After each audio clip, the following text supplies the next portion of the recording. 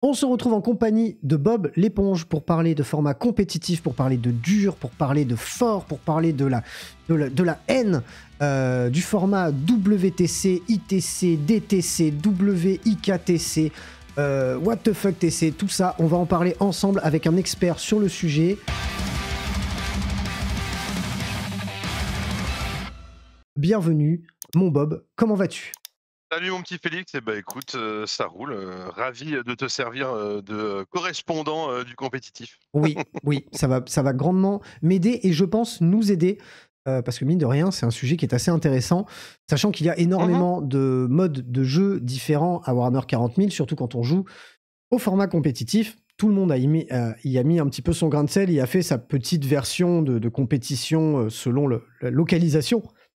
Et je trouvais ça cool de pouvoir débriefer avec toi parce que je me suis retrouvé il n'y a pas longtemps un peu largué, me disant « Attends, là j'ai capté que maintenant il y avait des nouvelles zones de décor, tu sais, vous savez, en tout cas, les zones de décor que l'on place sur le champ de bataille, qui font office de zones bloquantes sur lesquelles on met des ruines, ou pas d'ailleurs.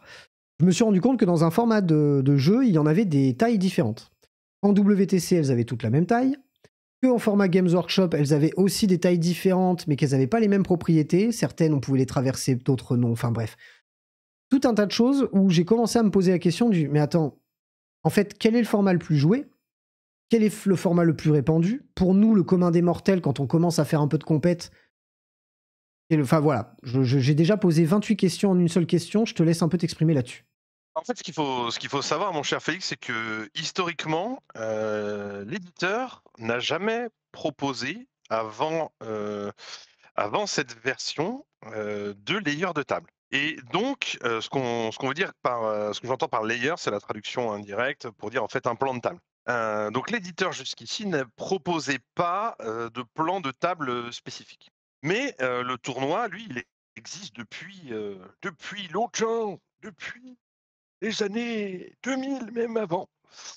Et vous le savez tous, le troisième joueur dans une partie de Warhammer 40 000, c'est la table.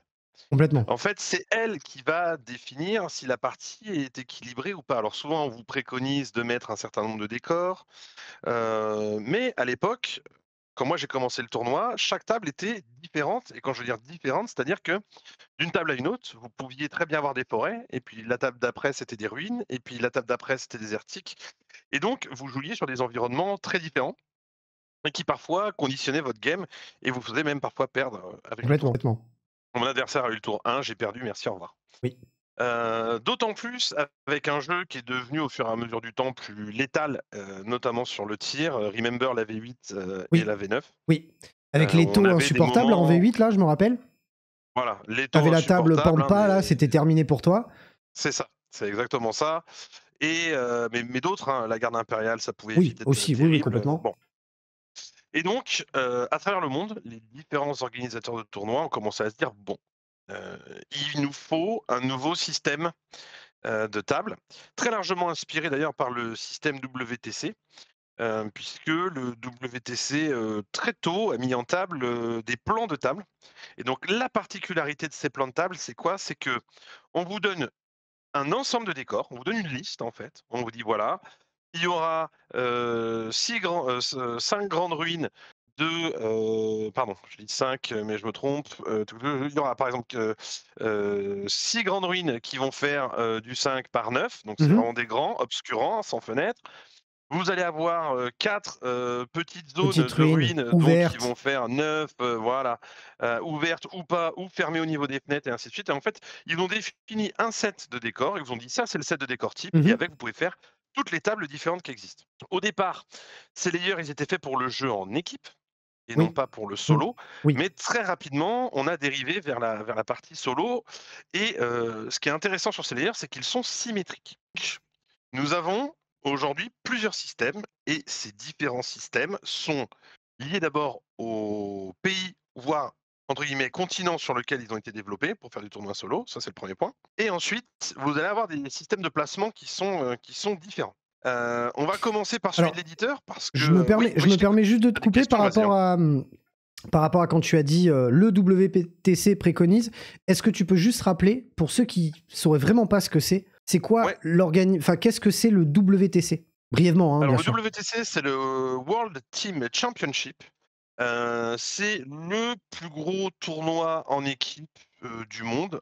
Certains y verraient même, l'apothéose du jeu compétitif. D'accord. Dans le sens où, la différence entre le solo et le jeu en équipe, c'est qu'en solo, vous êtes, victime vous pouvez être victime ou, avantagé, par votre pairing. C'est-à-dire que vous pouvez faire 5 parties et tomber sur, 5 fois, votre némésis ou 5 Oui. armées très difficiles à affronter et donc vous allez vous écrouler et inversement, c'est-à-dire que vous pouvez, tomber, sur 3 free kills et 2 armées, qui sont simples à affronter et donc vous allez gagner très Mmh. fort. En WTC, c'est donc en format en équipe. En fait, il y a un système de méta, c'est du 8 contre 5. Eh bien, pour créer du jeu, on va déjà avoir 8 codex contre 8 codex et il va y avoir cette notion de table différente parce que certains plans de table vont avoir des ouvertures plus grandes et donc vont favoriser les tables de tir. Certaines vont être très fermées et donc vont favoriser des match-ups de close. Et donc dans le WTC, ce qui est intéressant, j'essaie de reprendre, hein, Non, bien sûr. le focus sur les tables. C'est donc le plus gros tournoi du monde en équipe.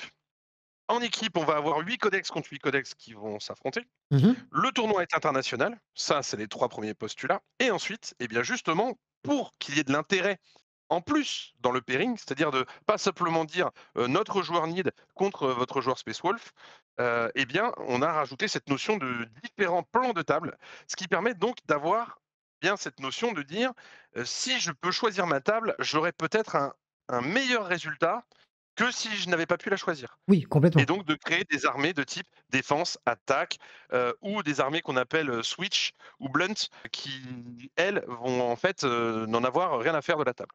OK, oui, ils vont pas être dépendantes de la table qu'on va pouvoir leur fournir. Ils sont pas table dépendants. On est d'accord que donc cet organisme, enfin cette organisation qui organise ce tournoi-là, donc c'est eux qui ont mis en place ces tables et des règles spécifiques parce qu'il y a certains, certains nerfs ou du moins certaines petites précisions de règles que Games Workshop ne Des fait pas conventions, nécessairement. Voilà, des des conventions. conventions. Mais Ils on est viennent d'accord combler les trous, en que fait. ça s'applique très bien aux jeux aussi solo et pas uniquement aux jeux en team. Tout à fait. Alors, au niveau des layers, les layers, ils ont beaucoup été joués pendant un temps en solo.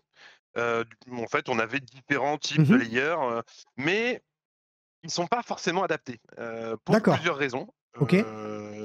Donc la nécessité est arrivée derrière de créer des layers solo. Ok, alors ça, tu vois, je le savais pas du tout. J'avais tendance, moi, à prendre les tables WTC et les jouer à la maison en jeu égal pour les rapports de bataille, les trucs comme ça. Mais il y a vraiment, ils ont développé aussi quelque chose de vraiment tourné vers le jeu solo. Ça, je savais même Ouais, pas, tu vois. en fait, il y a 3 types de tables. Il y a les tables light, donc ce qu'on appelle les tables légères, Mhm. les médiums, celles qui Mhm. sont passe-partout et ensuite vous avez les tables, heavy, donc Oui, tables les lourdes avec des nos très lignes gros de vue. décors. C'est pas nos lignes de vue, c'est beaucoup d'endroits où cacher les grosses pièces, hein. Ouais, Plutôt ouais, comme ça, ok, d'accord. OK? Et en fait, en en solo, on va jouer que des tables médiums.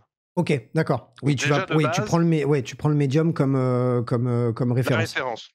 En fait, ce qu'on appelle sur les layers équipes, vu qu'à chaque fois il y a 8 tables différentes, puisque c'est ce qu'il faut pour faire un match-up par déploiement, Oui. eh bien, tu vas te retrouver à jouer la 4 et la 5, quasiment tout le temps et en plus, elle est souvent, préconisée, dans le guide quand vous allez, faire le tournoi solo du WTC qu'on appelle le Ok. War Master. À moins que tu aies d'autres questions, Félix, parce que là je déroule, mais Non, non, non, c'est très bien. J'allais plus dire.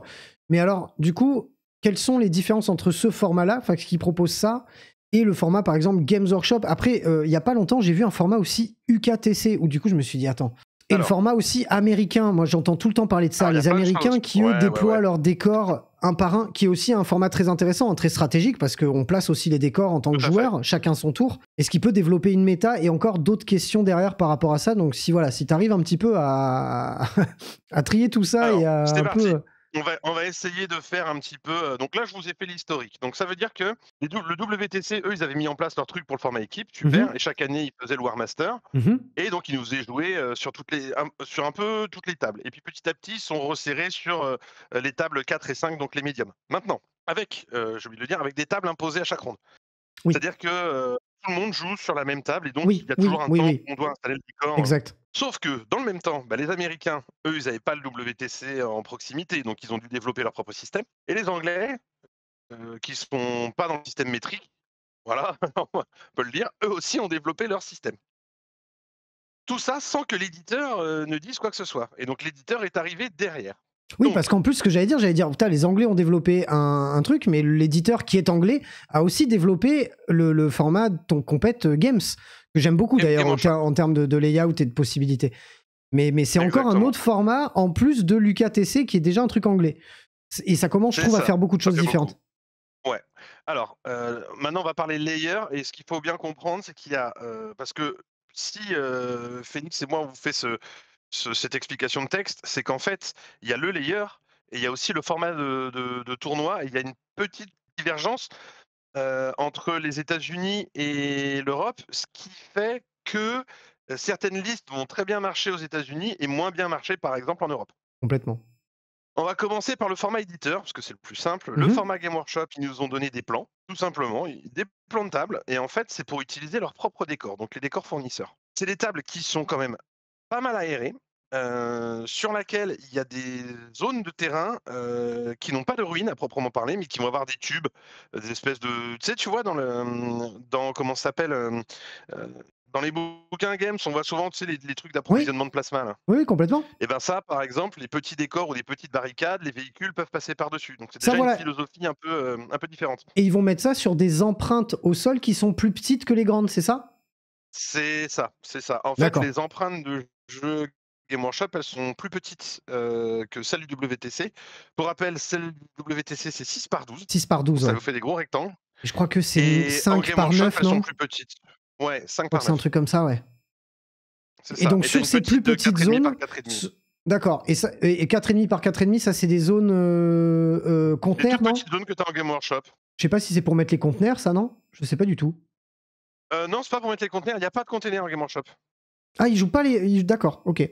Ok, bah tu vois, je savais pas. Ce que je trouvais très intéressant, c'est qu'eux proposaient ces zones de décors qui sont bloquantes, c'est-à-dire... Alors, pour rappel, les gars, quand on vous dit des empreintes au sol, c'est parce que maintenant, depuis quelques temps, on joue avec du néoprène, enfin des empreintes au sol en plus du tapis qui délimitent certaines zones, qui sont des zones que lorsque vous êtes derrière, quoi qu'il arrive, vous n'êtes pas visible. Je grossis le trait, hein, bien évidemment. Et là, Games, moi, ce que j'aime bien en tout cas sur leur format, c'est qu'ils proposent des zones comme ça, des empreintes au sol, mais sur lesquelles il n'y a pas spécialement des ruines. Il y a donc des tuyaux et des trucs comme ça, et c'est des zones que l'on peut traverser lorsqu'on est un véhicule, un dreadnought, une moto. Et ça, typiquement, quand tu joues ça et du WTC derrière, bah, la méta, elle est plus du tout la même. Ça, en fait, il y a deux choses que tu as dit. Il faut savoir que c'est l'éditeur, le premier en V9, à nous avoir proposé ces zones de ruines. Ce qui n'était pas forcément courant au WTC, et pour la V10, le WTC s'est adapté. Quand je dis les zones de ruines, c'est les empreintes au sol. Hein. Oui, les empreintes au sol. Moi, je trouve que c'est une super bonne chose. Ça, c'est une idée de l'éditeur, et je trouve que c'est une super bonne idée. Ouais. Depuis qu'on joue comme ça clarifie beaucoup de choses. Oui, beaucoup de choses, ouais. Parce qu'en WTC, avant l'empreinte au sol, c'était juste le petit L que tu avais en bas du décor. Et ça, c'était sujet à beaucoup de débats. Et ah ouais, mais je vois si, et si je me mets comme ça, je vois. Là, au moins, il n'y a pas débat. C'est en 2D, donc forcément, tu peux pas. Dedans, voilà. Et ça simplifie les choses, et c'est mieux en fait pour la discussion sur table. Donc, le format WTC, on va prendre ce... Non, j'étais sur le Game Workshop. Donc, le Game Workshop, c'est quoi? C'est plusieurs zones de terrain. J'ai plus le nombre exact, mais je pense que c'est ça va être 8 ou 10, je crois. C'est 8. C'est vraiment... C'est peu fourni. 4 et 4. C'est 8 avec des grands couloirs. C'est très aéré. Il n'y a pas de container. Et en fait, on se retrouve avec des très grands champs de tir. À part quelques layers où vraiment les zones, tu vois, elles sont vraiment mises en parallèle les unes à côté des autres.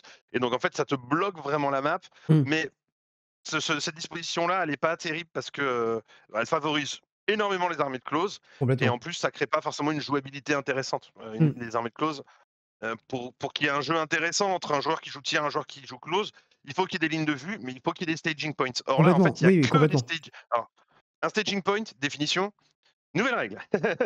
Le staging point, en fait, c'est un endroit où vous pouvez poser une unité de corps à corps au milieu de map qui est hors d'atteinte d'un point de vue. Voilà, sans que tu puisses te faire allumer.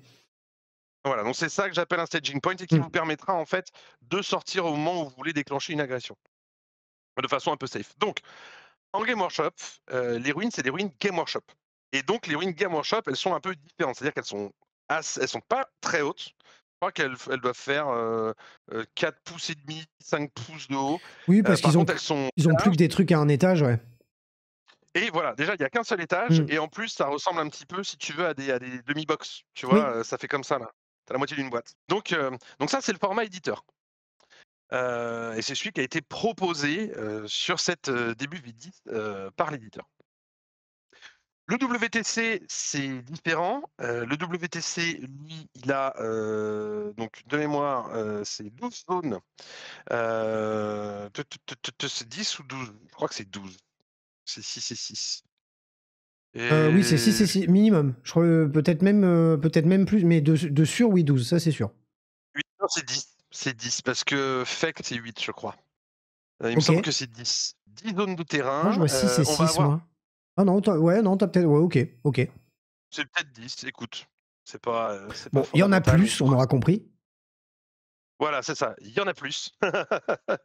Je pourrais aller vérifier là dans les docs, mais bon, on n'a pas trop le temps. Non, non, mais le Mais but, vous pourrez aller c'est de vérifier. dégrossir Voilà. pour comprendre quelles sont les différences. C'est ça. Il y a des containers.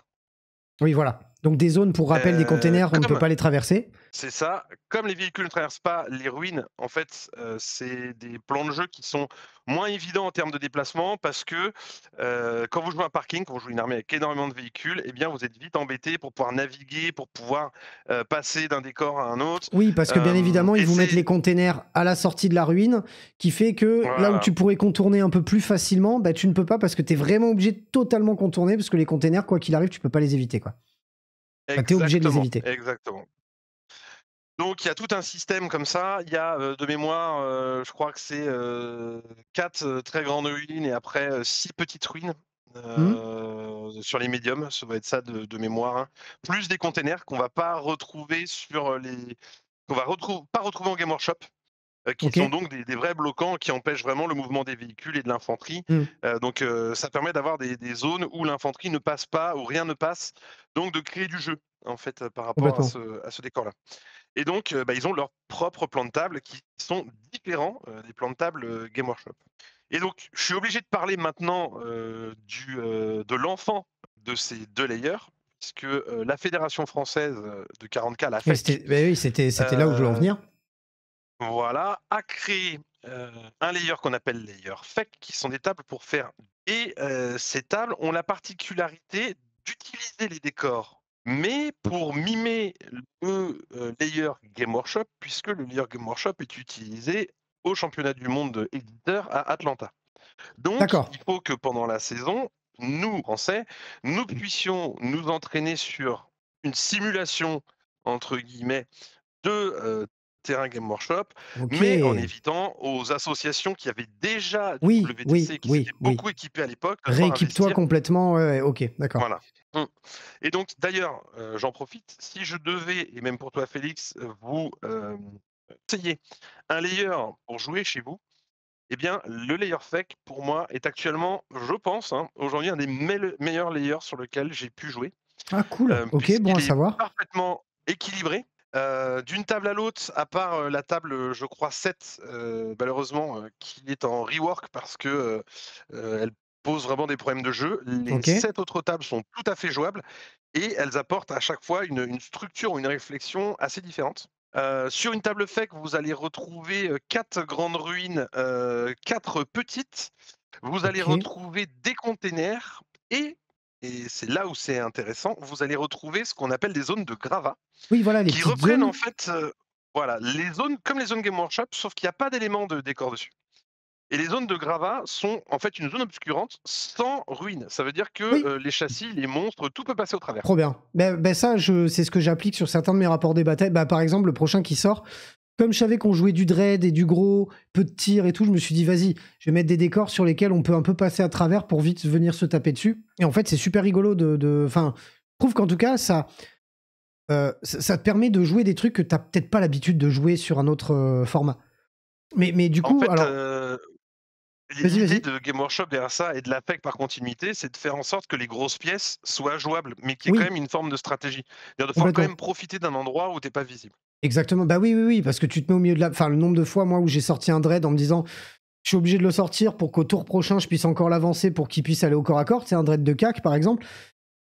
Tu te le faisais fumer systématiquement, en fait. Il avait même pas le temps d'arriver au corps à corps et tu te le faisais fumer. Et en fait, c'est des choses, des pièces, en tout cas, que l'on ne voit pas dans les listes un peu compètes du coin, parce qu'en fait, comme il n'y a pas ce type de décor, ton Dreadnought brutaliste, des trucs en plus qui coûtent cher, tu les joues jamais parce que tu sais très bien que quoi qu'il arrive, le temps que tu l'envoies dans la tronche de ton adversaire, il va mourir. Ah, c'est ça. Et donc là, au moins, ces zones-là, elles vont permettre à ces pièces-là d'avoir une jouabilité et de créer une stratégie autour. C'est ça. Mais du coup, Donc, question, parce que c'est oui, surtout ça, quel est le format, le mec qui veut aller faire du tournoi? Surtout, et aussi, c'est ça la grande question, parce que même moi, c'est une question vraiment, il y a des questions, je te les pose, mais j'ai un peu déjà des réponses, mais là, j'ai vraiment une question que je te pose, c'est par rapport à tout ce qu'on vas-y. voit sur Internet, Oui, le web listing, je sais pas si on appelle ça comme ça, moi j'appelle ça comme ça, on peut dire euh, ça. parce qu'on en fait beaucoup. Moi, je regarde des listes sur Internet, je me dis, tiens, ça j'aime bien, hein, hein. À quel moment on peut comment on peut identifier, par exemple, on va parler des confrères, tu vois, on va parler de Bjorn Games ou d'un des derniers qui vient d'arriver, que je trouve son contenu très très cool, qui s'appelle Décontracté Ductan. Je sais pas si tu vois la chaîne. Je trouve le mec très très cool. Enfin, j'aime bien sa diction et Nico, tout, et ce ça va qu'il être, raconte et je crois tout. que c'est Nico. Ouais, Je, très belle chaîne. ouais, je trouve ça cool. Mais du coup, tous ces mecs-là, Bjorn et tout, bon, alors Bjorn, ça va parce que je discute aussi en direct avec lui, donc j'ai le moyen de savoir derrière, de lui poser la question. Mais il parle de quoi? Il parle d'américains, il parle de WTC, il parle généralement quand il monte des listes en disant ça a Ouais. performé, machin. Parce que moi j'ai vu des listes, j'ai vu des dingueries où il y a des mecs qui jouaient des Stormraven. Mais des Stormraven, on n'en a jamais vu chez nous. Donc du coup, là on est sur du ricain, de l'anglais. Enfin, tu vois, moi c'est surtout ça la question que je me pose. Eh bien, c'est une bonne question que tu poses là. En fait, aujourd'hui, c'est ça qui est assez chouette, c'est que toutes les datas de tous les tournois à peu près dans le monde sont accessibles aux gens qui écrivent les articles, aux gens qui font les Hmm, reviews. Et complètement. donc, si par exemple vous allez voir les listes d'un tournoi allemand, vous êtes sûr que c'est du WTC. Ok. Alors que si vous allez regarder les listes anglaises et américaines, ça va être un autre format. Donc, la question qu'il va falloir se poser quand on va lire une liste, c'est dans quel écosystème elle a joué. Oui, bah oui, c'est ça. Autre différence qu'il y a entre les États-Unis et le bloc européen, c'est que aux États-Unis, une victoire, et c'est le format d'ailleurs Game Workshop, une victoire, c'est au point près. Donc si Félix, par exemple, sur une partie, on fait 86 pour moi, 87 pour toi, tu as gagné. D'accord. En France, ce n'est pas le cas. Parce que nous, on a décidé de prendre un parti différent, qui est de dire il faut au moins 5 points d'écart, plus de 5 points d'écart, pour considérer que la game est une victoire. Mais D'accord. quand tu dis Donc il y en a aussi France, ça mais en Europe, parce que quand on a vu, par exemple, en l'équipe Europe. de France au championnat du monde, ils comptaient Ouais. aussi en 20-0. Enfin, il y avait le goal Ah, alors ça, average, mais il y avait quand même c'est le aussi. score. Ils Ouais, ouais, ramenaient en le score sur solo. 20. C'était que pour nous, en fait, parce que les Ricains, eux, le font Voilà. pas. Les Ricains, D'accord. le Ricain le font pas. Et en fait, c'est le format WTC. Mais juste de base, ce qu'il faut se dire, c'est que dans le format WTC en Europe, nous, on s'est toujours dit, bah, en fait, une victoire à 1 point, ça ne veut absolument rien dire. Par contre, une victoire à 6 points d'écart, là, il y a du sens. Ça veut dire qu'il y a eu un denied d'objet à un moment, ça veut dire qu'il y a eu un secondaire qui n'a pas pu être fait, ça veut dire qu'il y Mmh, a eu il y a eu mmh. une stratégie. Alors qu'à 1 point, des fois, ça veut absolument rien dire. Oui, Enfin, oui, je veux oui, je suis dire, d'accord. Je suis assez d'accord. on joue tous les deux, il y a juste, imaginons, on tire exactement les mêmes secondaires, on score tous les deux exactement la même chose, et il y a un moment où toi, tu tires une carte qui va valoir 3 points et moi une carte qui va valoir 2 points. Est-ce qu'on peut dire que vraiment tu as gagné là-dessus?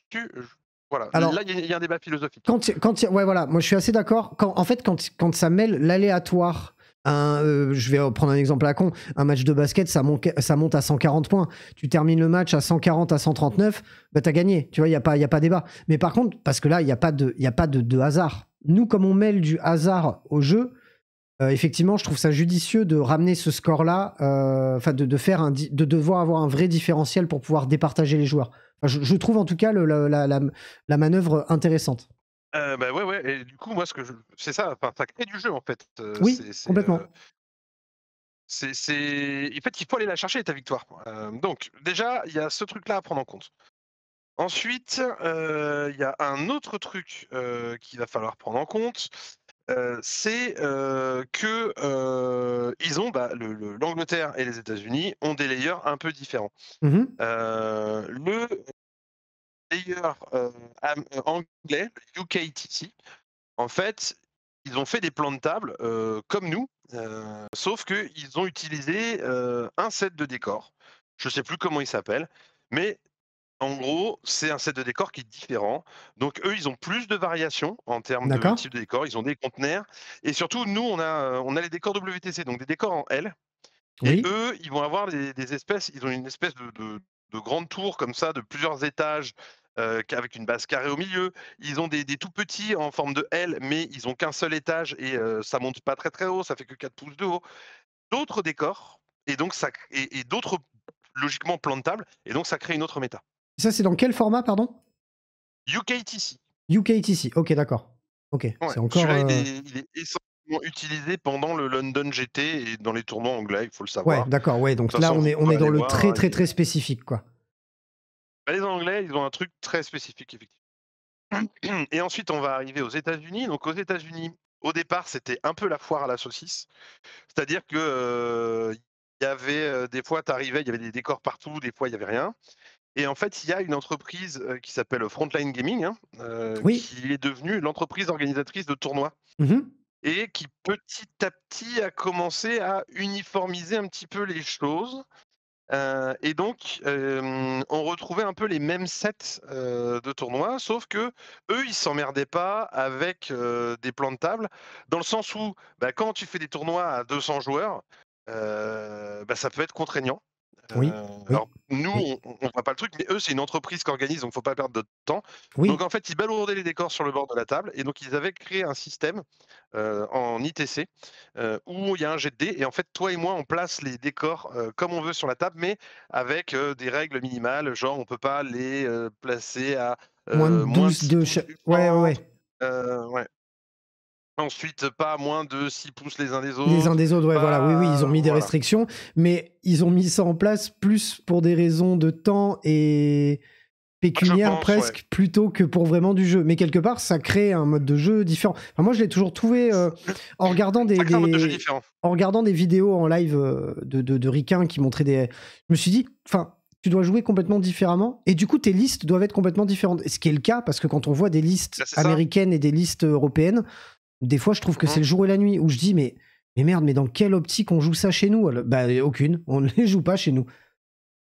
Bah, c'est ça, parce que comme tu places les décors comme tu veux, tu peux te créer soit des gros staging Oui, points, oui, dégueulasses, soit tu peux te créer vraiment des couloirs de move pour tes complètement. gros châssis, donc vraiment c'est une autre méta et ce qu'il faut retenir, c'est qu'aussi, ils font souvent des listes qui permettent de gagner d'1 point, hein, parce que c'est comme ça Oui, qu'on gagne. bah oui, oui, oui, complètement. Oui, c'est vrai qu'il y a ça à prendre en compte aussi. Mais tu vois, par exemple, je crois que, je sais plus si c'était ensemble. Non, il y avait un Hierophant. Si, c'est quand on commentait, je crois, du tournoi avec Bijorn qu'on a peut-être. Ouais. J'avais vu un Hierophant.